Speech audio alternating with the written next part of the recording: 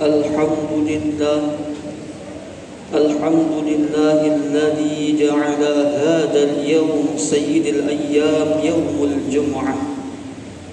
أشهد أن لا إله إلا الله وحده لا شريك له، وأشهد أن محمدا عبده ورسوله لا نبي بعده. اللهم صل وسلم على سيدنا محمد ابن عبد الله وعلى آله وأصحابه أجمعين ومن والاه. فيا عباد الله، أوصيكم ونفسي بتقوى الله، فقد فاز المتقون، فلا تموتن إلا وأنتم مسلمون. وقال الله تعالى في كتابه القرآن الكريم: أعوذ بالله من الشيطان الرجيم، بسم الله الرحمن الرحيم، إنا أعطيناك الكوثر فصل لربك وانحر إن شانئك هو الأبتر. صدق الله العظيم. Jamaah sekalian yang hadir di Masjid Pertamina, jauh-jauh dari rumah kita datang menuju masjid tercinta, melangkahkan kaki, mengayunkan tangan. Itu semua terjadi karena masih diizinkan Allah kita mendapat nikmat dan karunia-Nya.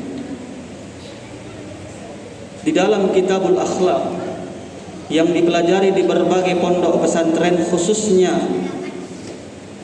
pondok pesantren tradisional atau pondok pesantren klasik, biasanya kelas 1 mereka belajar kitab akhlak, kelas 2 belajar kitab ta'lim muta'alim atau kitab wassoya, dan lanjut kelas 3 ta'lim muta'alim, kelas 4 seterusnya mereka akan belajar kitab tasawuf.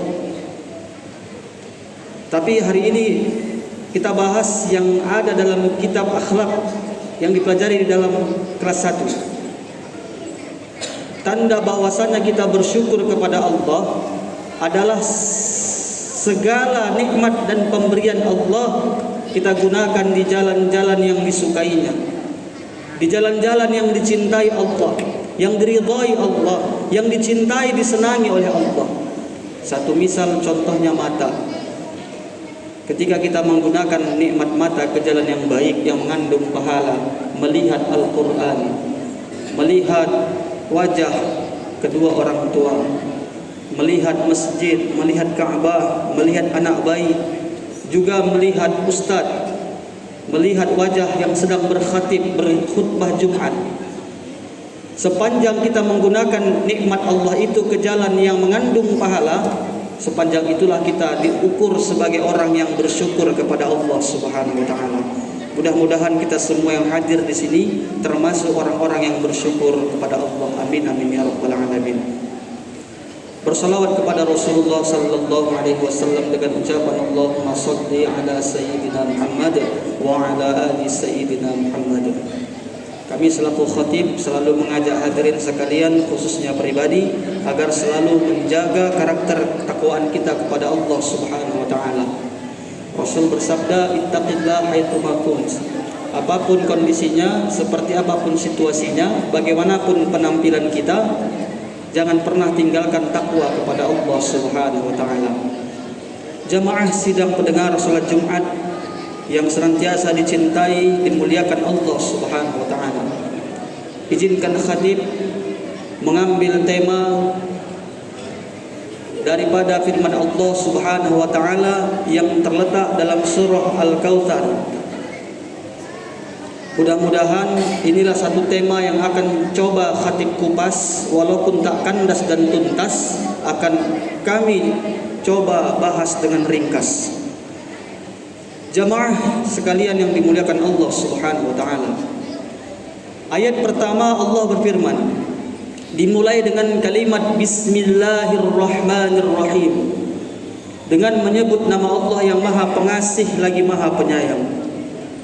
Inna a'tainakal kautsar, memakai harful taukid, ada huruf penguat di situ. Kata Allah sungguh, artinya tak main-main, serius. Inna a'tainakal kautsar, sungguh kami beri kamu nikmat yang banyak.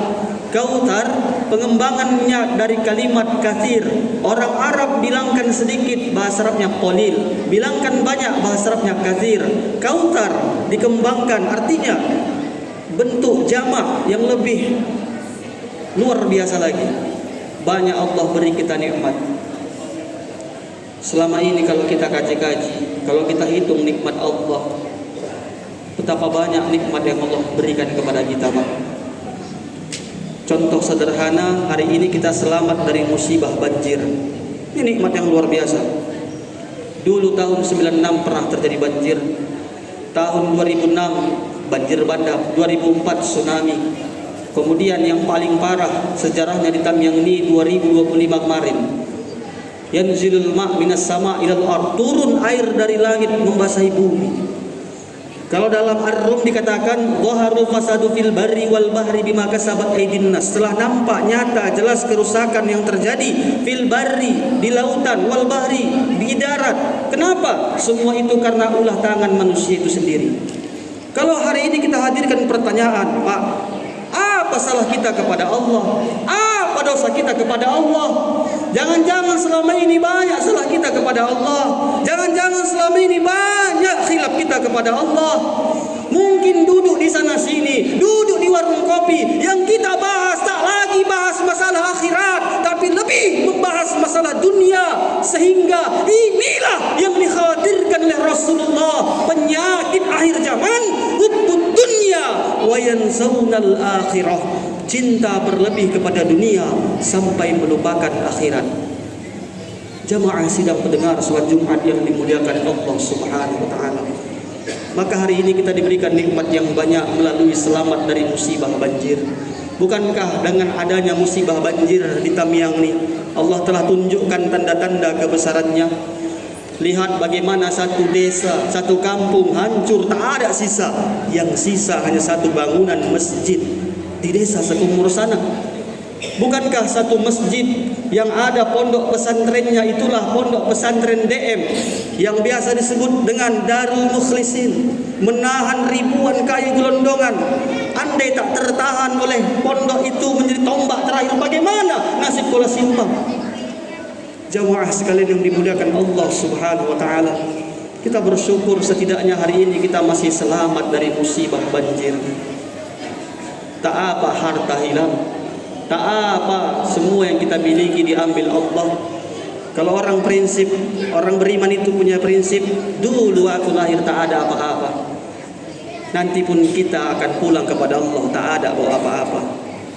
Maka kembalinya kepada firman Allah, inna lillah, sungguh kita adalah milik Allah, wa inna ilaihi raji'un, dan kita akan berpulang kepada Allah.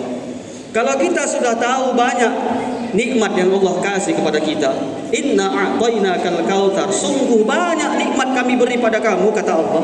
Lantas pertanyaan besar berikutnya, bagaimana cara kita untuk mensyukuri?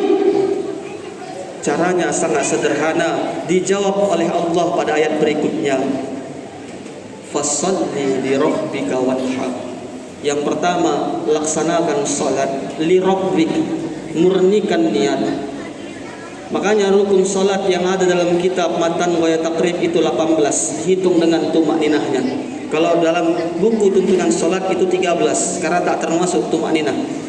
Tapi pada rukun yang pertama, baik itu di buku tuntunan salat maupun di kitab Matan wa Taqrib maupun dalam kitab Bajuri, urutan yang pertama adalah niat.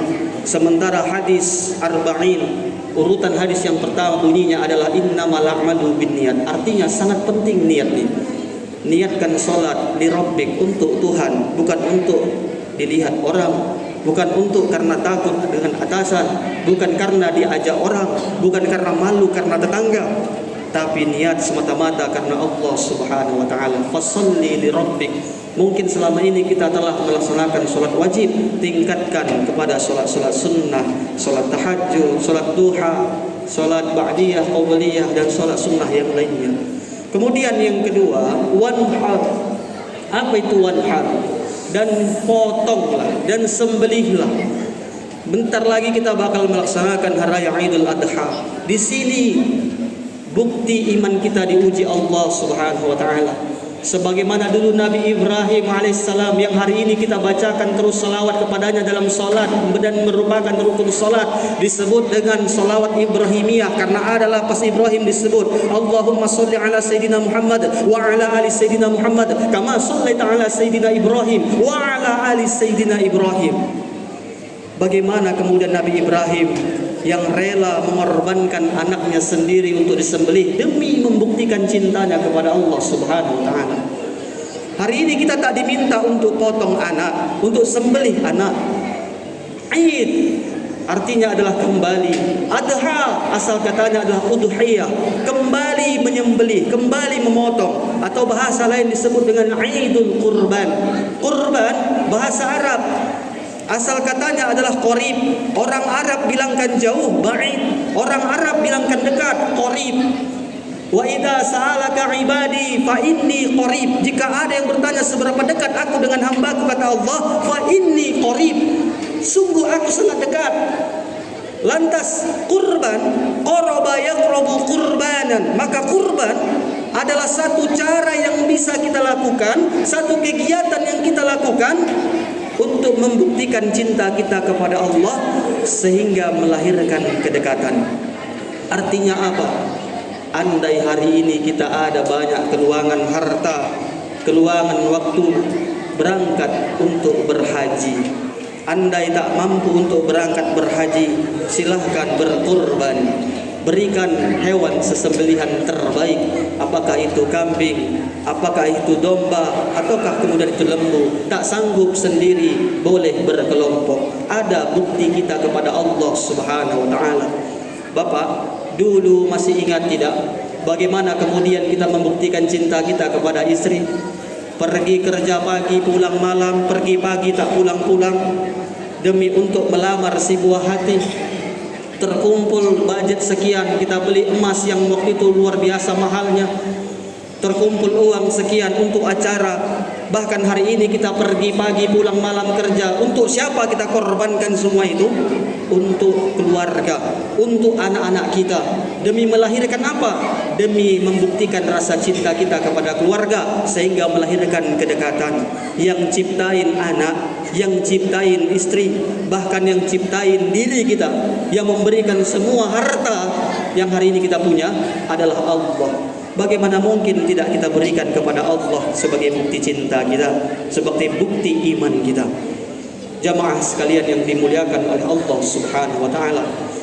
Mungkin ini saja yang dapat khatib sampaikan pada Jumat kali yang berbahagia ini, kiranya dapat bermanfaat buat kita semua khususnya pribadi. Kesimpulan yang pertama, Allah Subhanahu wa taala berfirman, sungguh banyak Allah beri kepada kita nikmat.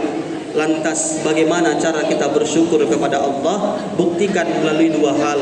Yang pertama, fasholli li rabbik, salat niatkan karena Allah semata. Kemudian wanhar, dan berkurbanlah. Makna kurban ini tak hanya sebatas Idul Adha saja yang sebentar lagi bakal kita lakukan, tapi apapun harta yang kita miliki, buktikan bahwa kita mampu berkorban di jalan Allah. Berikan sedekah terbaik, ulurkan tangan membantu sesama yang susah.